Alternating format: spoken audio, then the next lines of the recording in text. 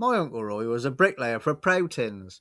This was a benefit in several ways, not least of which when my mother wanted a walled patio built at our old house down on the estate. He and Grandad spent several sweltering summer days obliging. By the time I was breaking up motorbikes, some 15 years or so had passed since those days, but my uncle would still help out, this time with a lorry load of Proutin stamped scaffold planks. These were in order to build some huge racks for the parts to be stored upon.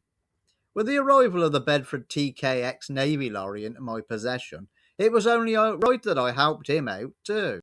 Despite working all week on the site, my uncle would do foreigner jobs for folk at weekends, effectively working 7 days.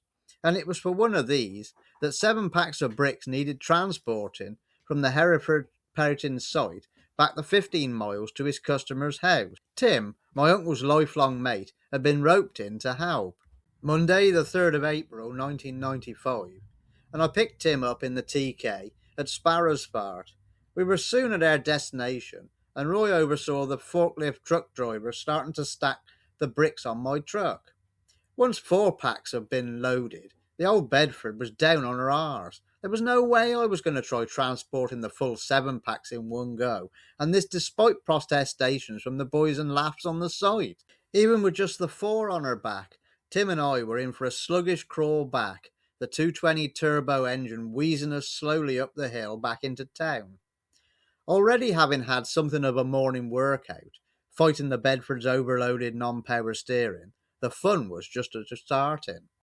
My uncle's customer was adamant that they didn't want 7 packs of bricks stacking on their front lawn. Instead, they were to be wheelbarrowed around the back and stashed away at the rear of the property. What a bloody nightmare. Tim and I started handballing the little red bastards off into the barrow, and of course the early April sun then came out, and it wasn't long before our shirts were off. By lunchtime we had managed to shift the first 4 packs. I was already 3 parts fucked, but a bit of a welcome fresh air came in through the window of the cab as we rattled back empty into Hereford for the last load.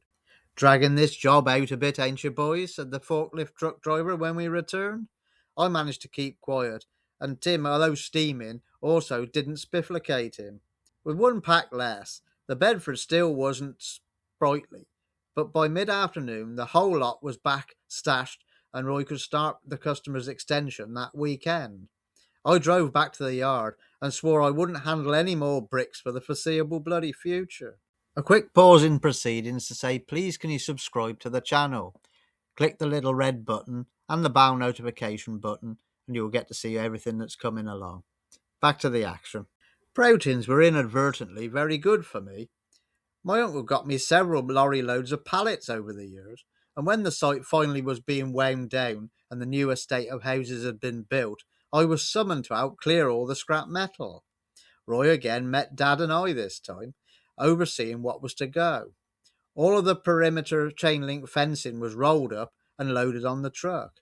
The metal posts it attached to, and 2 sets of steel security gates complete with RSJ uprights were also squirreled away. Various sundry metal was stacked as high as we could get it, and it was now another slow battle to get the lorry up over the hill and back to my yard. Some months later, and whilst at an auction, this airy fella and his mouse-like little missus came up to me. Someone had mentioned that I had this fencing kit for sale, and they needed it. He followed me back to my yard, and a deal was done. It's funny how things strike you. This bloke's wife seemed so jumpy and almost frightened of her own shadow.